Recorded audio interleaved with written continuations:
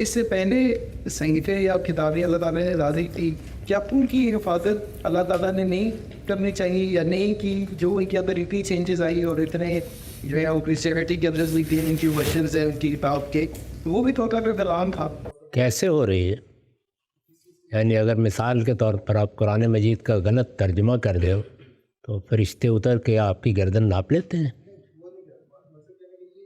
میں اس وقت بتا سکتا ہوں اس قرآن مجید کے ترجموں میں بعض جگہ پر بہت غیر معمولی غلطیاں ہوئی ہیں، بڑے بڑے علماء سے ہوئی. اس میں بھی بتا دیتا ہوں، مثلا تاج کمپنی اگر قرآن مجید کو شائع کرے اور اس میں کاتب یا کمپوزر غلطی کر دے تو وہ خود ہی ٹھیک ہو جاتی ہے، بارہا پکڑی بھی نہیں جاتی. اس کے بے شمار شواہد ہیں کہ پکڑی بھی نہیں گئی.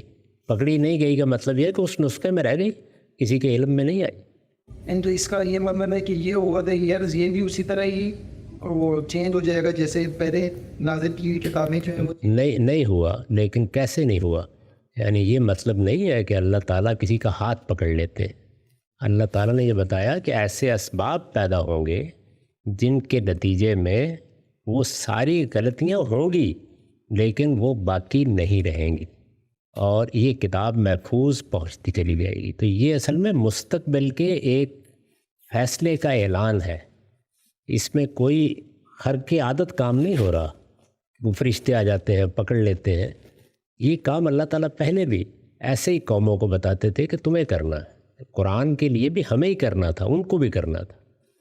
وہاں وہ کرنے میں کامیاب نہیں ہوئے، اس میں ان کے بعض عذر ہیں.